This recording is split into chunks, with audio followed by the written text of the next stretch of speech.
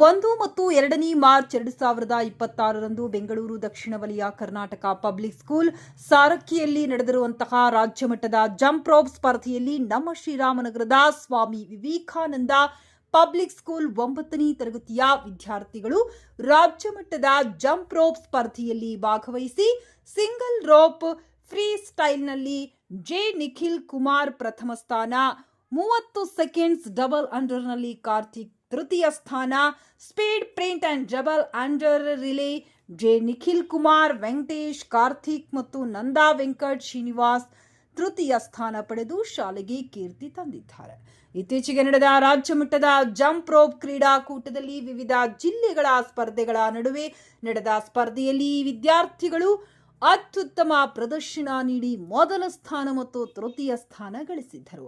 ಇವರಿಗೆ ಶಾಲೆಯ ಆಡಳಿತ ಮಂಡಳಿ, ಮುಖ್ಯೋಪಾಧ್ಯಾಯರು ಹಾಗೂ ಶಿಕ್ಷಕರು ವಿದ್ಯಾರ್ಥಿಯನ್ನ ಅಭಿನಂದಿಸಿ ಭವಿಷ್ಯದಲ್ಲಿ ಇನ್ನಷ್ಟು ಸಾಧನೆ ಮಾಡಲು ಶುಭ ಹಾರೈಸಿದ್ದಾರೆ. ಸ್ವಾಮಿ ವಿವೇಕಾನಂದ ಪಬ್ಲಿಕ್ ಸ್ಕೂಲ್, ಶ್ರೀರಾಮನಗರ.